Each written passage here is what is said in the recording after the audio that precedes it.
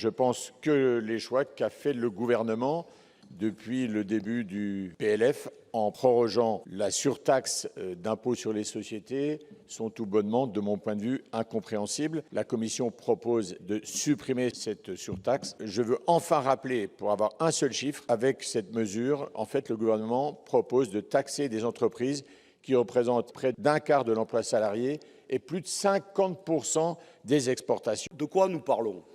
Pas des entreprises, de 450 d'entre elles qui ont un chiffre d'affaires au-delà d'1 milliard et avec un taux différencié au-delà de 3 milliards d'euros.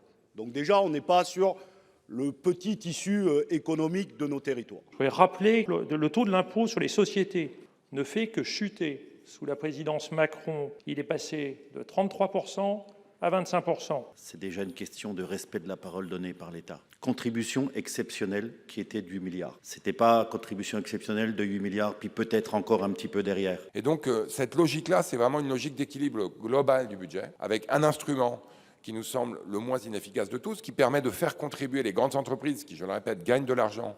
J'insiste quand même sur le fait qu'on a décidé de diminuer cette contribution exceptionnelle par 2. On ne demande pas des efforts exceptionnels chaque année aux grandes entreprises dont on sait qu'elles sont en réalité dans des ensembles économiques avec beaucoup de sous-traitants et donc si on tape l'un, on tape l'ensemble de la chaîne de production. Cet amendement vise à dégrader le déficit. Moi, je m'étonne qu'il y ait une volonté ici de dégrader massivement les finances publiques de la France.